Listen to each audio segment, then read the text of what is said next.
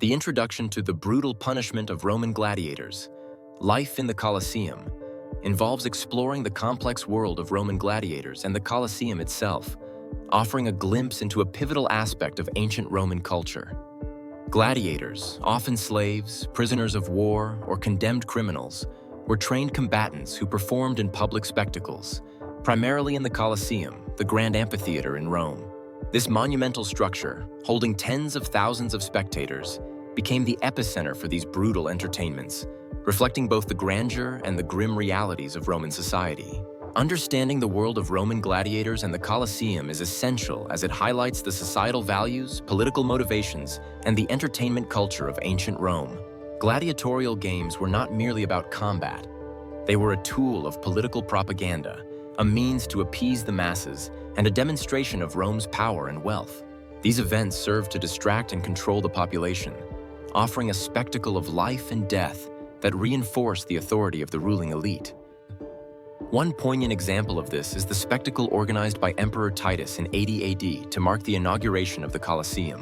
Records suggest that thousands of animals and hundreds of gladiators met their end over a span of 100 days, underscoring the sheer scale and brutality of these events. Another example is the story of Spartacus, a gladiator who led a major slave rebellion against Rome.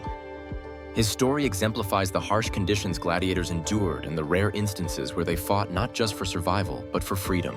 Supporters of this view argue that the gladiatorial games were a necessary evil, providing a structured outlet for aggression and maintaining social order. However, there's controversy surrounding the notion of glorifying such violence.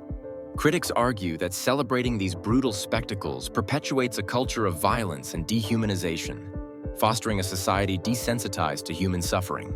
Moreover, there's an ongoing debate among historians about the extent of the brutality. Some suggest that, while deadly, not all gladiatorial combats ended in death, as losing skilled gladiators was costly. This offers a nuanced perspective that challenges the typical portrayal of endless carnage. This introduction to Roman gladiators and the Colosseum sets a foundation to delve deeper into the brutal punishments faced by gladiators, linking to broader themes of power, control, and societal values. It raises questions about the costs of entertainment and the value of human life, themes that resonate through the annals of history, influencing modern culture and ethical debates around sport and spectacle. The origins and historical context of gladiatorial games are pivotal to understanding the brutal existence of Roman gladiators and their life in the Colosseum. Gladiatorial games, or munera, originated as part of funeral rites, believed to date back to the 3rd century BCE. They were initially meant to honor the deceased, with combatants fighting to satisfy the spirits and secure safe passage to the afterlife. Over time, these spectacles evolved from primitive ceremonial duels to grand public events, symbolizing power and entertainment for the Roman populace. This transformation highlights the significance of gladiatorial games as both a reflection of societal values and a tool for political propaganda. They served as a means for emperors and politicians to showcase their wealth and generosity, solidifying their influence over the public. Through funding and organizing these games, the elite ingrained themselves into the social fabric, gaining popularity and political sway. Two notable examples illustrate this evolution. The first is the funeral games organized by the Brutus family in 264 BCE, widely considered the earliest documented instance of gladiatorial combat in Rome. This event set a precedent for future spectacles. A second example is the construction of the Colosseum itself, initiated by Emperor Vespasian and completed by his son Titus in 80 CE. The amphitheater became synonymous with gladiatorial combat and was a testament to Roman engineering prowess, accommodating up to 50,000 spectators and serving as a stage for both entertainment and imperial grandeur. While many contemporaries viewed the gladiatorial games as a thrilling and integral part of Roman culture, there were dissenting opinions.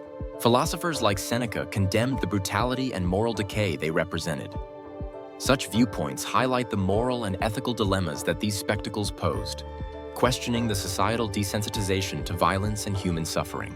Controversies surrounding the games also include the vast resources expended for their execution, often during times of economic strain, and the ethics of using slaves and prisoners of war as fodder for public amusement. These issues emphasize the dissonance between public spectacle and human cost. The origins and historical context of gladiatorial games are deeply intertwined with the broader narrative of Roman society and emphasize the dual role of these events as both a form of violent entertainment and a societal tool. They not only reflect the values and priorities of ancient Rome, but also set the stage for exploring the brutal realities faced by gladiators, whose lives and deaths were irrevocably bound to these games. This contextual foundation underscores the complex interplay of culture, politics, and individual suffering that characterizes life in the Colosseum. The concept of training and life of a gladiator, from slaves to fighters, delves into the transformation experienced by individuals who were thrust into the brutal world of Roman gladiatorial games.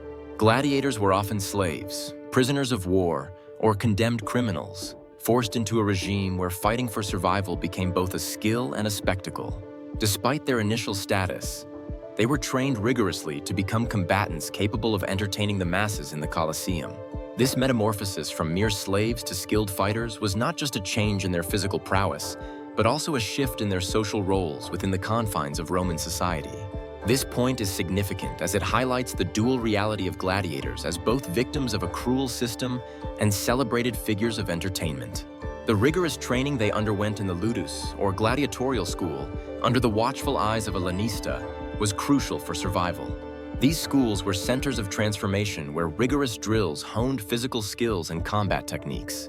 The significance lies in understanding the paradox of how the very brutality of their existence elevated gladiators to a revered status among spectators, illustrating the complex societal dynamics at play. Real-world examples underpinning this transformation include Spartacus, a Thracian gladiator who famously led a major slave uprising against the Roman Republic, showcasing how the skills and camaraderie formed in training could inspire defiance. Another example is the story of Flama, a Syrian slave who became a celebrated gladiator, earning his freedom through a series of victories yet choosing to continue fighting, embodying the complex allure of fame and recognition that could accompany a gladiator's life. Opinions on this transformation acknowledge it as both a testament to human resilience and a reflection of societal cruelty. Some historians view the elevation of gladiators as an indictment of the inhumanity of Roman culture, where the life of a combatant was a tool for distraction and control of the masses. Challenges and controversies include the moral implications of glorifying a brutal practice that commodified human life, as well as debates on whether gladiators held any true agency over their lives, or if their celebrated status was merely an illusion of freedom. This transformation from slave to fighter connects directly to the broader narrative of the Colosseum's role in Roman society, illustrating how gladiatorial games were not just spectacles of brutality, but also complex social phenomena that influenced perceptions of power, freedom, and identity within the empire. Daily life in the Colosseum revolved around a combination of grandiose spectacles and harsh punishments, both serving as a testament to the Roman Empire's power and its citizens' appetite for entertainment. The Colosseum, an amphitheater at the heart of ancient Rome, was not just a venue for sports. It was a microcosm of Roman society and its values. Gladiators, often slaves or prisoners of war, were trained rigorously to fight in these brutal spectacles that ranged from one-on-one combat to mythological reenactments involving complex props and exotic animals. These events were meticulously organized to captivate audiences and demonstrate Roman engineering prowess and cultural dominance. The significance of this dynamic lies in how it reflects the social and political machinations of Roman life. Spectacles in the Colosseum served as a means for emperors to gain popularity, distract the populace from political issues, and manifest the might of Rome through public violence.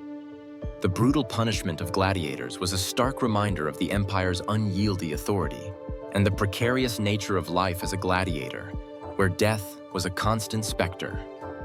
Specific examples illustrating this aspect include the Naumachii, or staged naval battles, which required flooding the arena to recreate epic sea battles. These ambitious spectacles showcased Roman innovation and their vast resources. Additionally, the execution of criminals through exposure to wild beasts, known as damnatio ad bestias, not only served as a grim form of punishment, but also as a warning to spectators about the consequences of dissent. Supporting opinions argue that these spectacles were an essential part of Roman culture, offering a narrative of civilization triumphing over barbarism. However, some historians criticize the glamorization of violence and question the moral implications of such public brutality. The insistence on discipline and punishment highlighted the inherent cruelty within Roman society, sparking debates about human rights long before the concept existed. Challenges and controversies surrounding these events include ethical considerations about human life and the desensitization to violence among the Roman populace. Some contemporary historians suggest that these events promoted a culture of violence that permeated throughout Roman society, affecting its development and stability. This aspect of Roman life connects to broader themes such as the use of propaganda, control through spectacle, and the complex dynamics of power. The structure and spectacle of the Colosseum both reflected and shaped Rome's social hierarchy, reinforcing class divisions and the central role of power in the empire's daily existence. Understanding this provides insight into not only ancient Roman society, but also the enduring impact of spectacle and punishment as tools for control and cohesion in societies throughout history.